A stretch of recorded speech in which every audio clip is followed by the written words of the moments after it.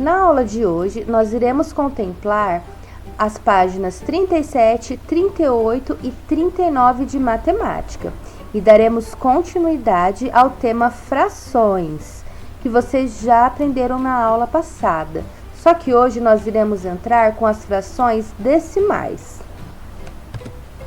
Vocês aprenderam que fração significa parte de um todo, parte de alguma coisa.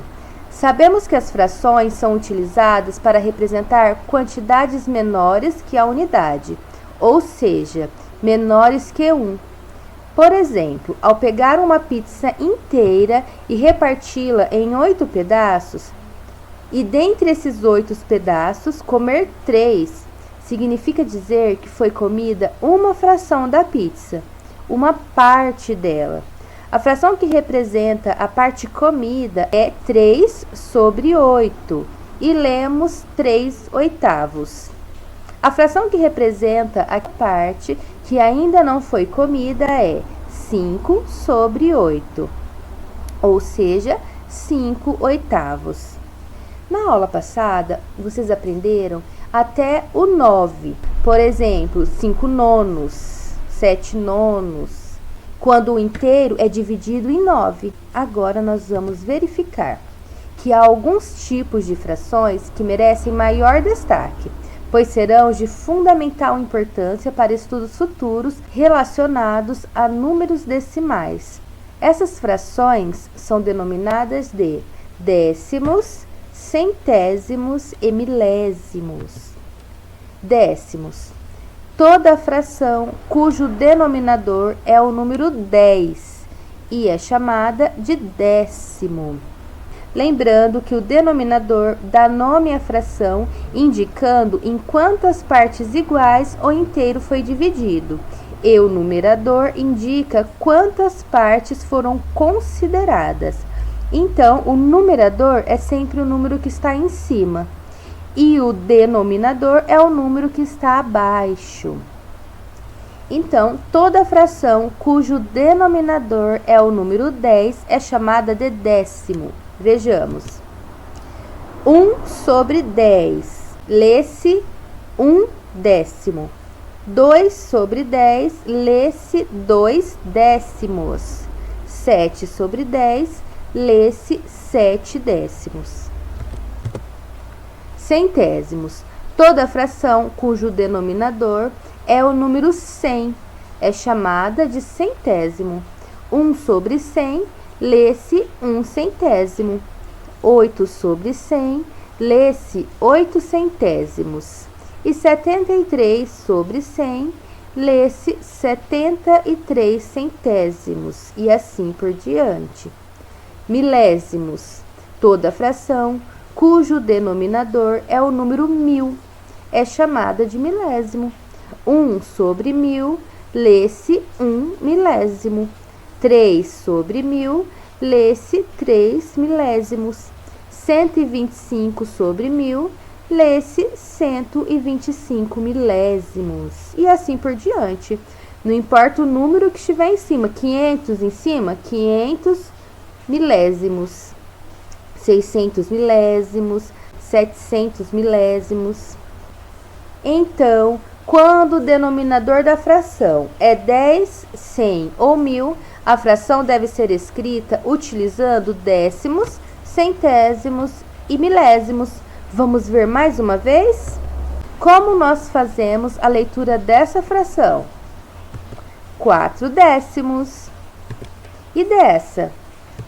4 centésimos. E desta terceira, 4 milésimos. Nas situações em que o denominador é maior que 10, escrevemos a palavra avos junto ao nome da fração. 2 sobre 13, lê-se 2 13avos. 5 sobre 19, 5 19avos. 12 sobre 20, 12 20avos. O mesmo se fosse 12 sobre 110, leríamos 12 110avos. 12 400avos. 12, 500 avos. Somente quando o denominador for 10, 100 ou 1000, que daí é décimos, centésimos e milésimos. Agora, meus amores, abram comigo a apostila na página 37. Frações decimais. Troca de ideias. Observe as frações representadas a seguir. O inteiro foi dividido em 10 partes iguais, e uma delas foi colorida de amarelo. A parte colorida de amarelo pode ser representada pela fração 1 sobre 10. Lemos 1/10. O mesmo inteiro foi dividido em 100 partes iguais, e 10 dessas partes foram coloridas de amarelo. A parte colorida de amarelo pode ser representada pela fração 10 sobre 100. Lemos 10 centésimos. As frações 1/10 e 10 centésimos são frações decimais, pois apresentam nos denominadores os números 10 e 100, que são números múltiplos de 10. Na página 38, vão ter as atividades que vocês vão fazer hoje. Então, eu vou ler para vocês as atividades. 1. As figuras a seguir foram divididas em partes iguais. Escreva a fração que representa a parte colorida de cada figura. Então, meus amores, aqui o que vocês vão fazer?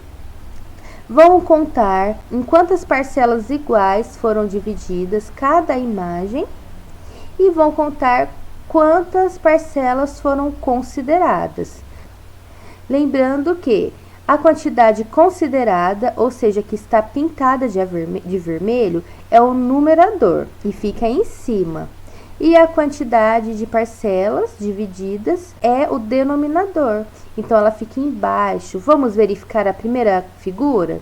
Vamos contar em quantas parcelas essa figura foi dividida. 1, 2, 3, 4, 5, 6, 7, 8, 9, 10. Então, temos 10 partes iguais. E quantas parcelas foram consideradas? Quantas estão pintadas de vermelho? 1, 2, 3, 4, 5. Então, nós sabemos que é 5 sobre 10. 5 décimos. Então, vocês vão colocar nesse quadradinho embaixo 5 sobre 10. Depois que vocês fizerem isso, vocês vão responder. Qual dessas frações representa a metade do inteiro? Tá bem fácil, hein? 2. As figuras a seguir foram divididas em partes iguais. Escreva as frações e a leitura que a parte colorida de cada figura representa. Então, vocês vão fazer a mesma coisa que na atividade 1. Vão contar quantas partes foram consideradas e quantas partes iguais cada figura foi dividida.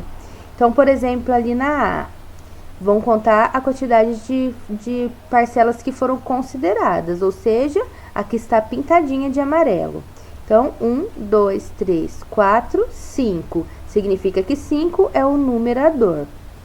Em quantas partes essa figura foi dividida? Vocês vão contar os quadradinhos. Nessa figura, são 100 quadradinhos.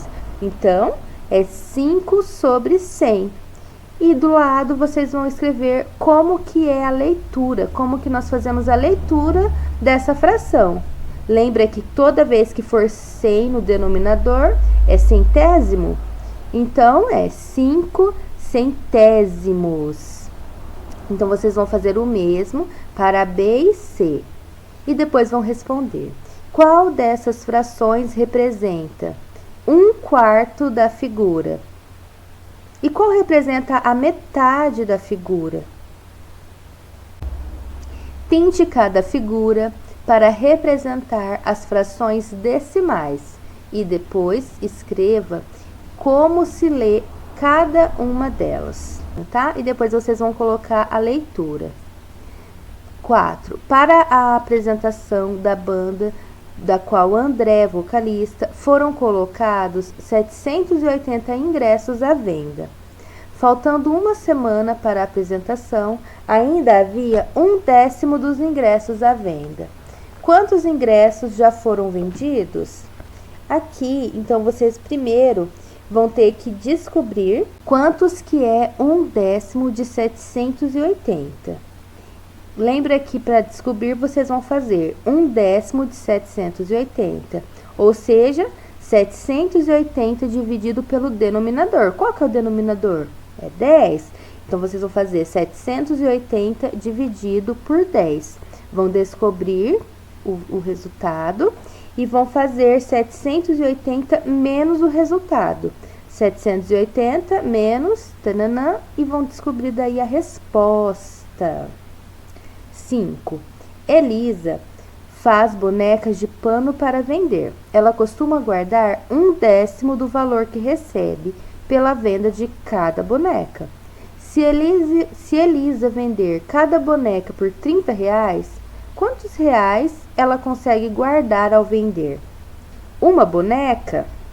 Então, vocês vão fazer 30, que é o valor da boneca, dividida pelo denominador. E daí vocês vão descobrir o resultado. E se fossem 100 bonecas? Aí vocês vão fazer o resultado da A, que é o valor que ela iria guardar por cada boneca. Então, vocês vão fazer este valor vezes 100. E depois o resultado vocês vão dividir por 10 para descobrir qual é o valor que ela conseguiria guardar.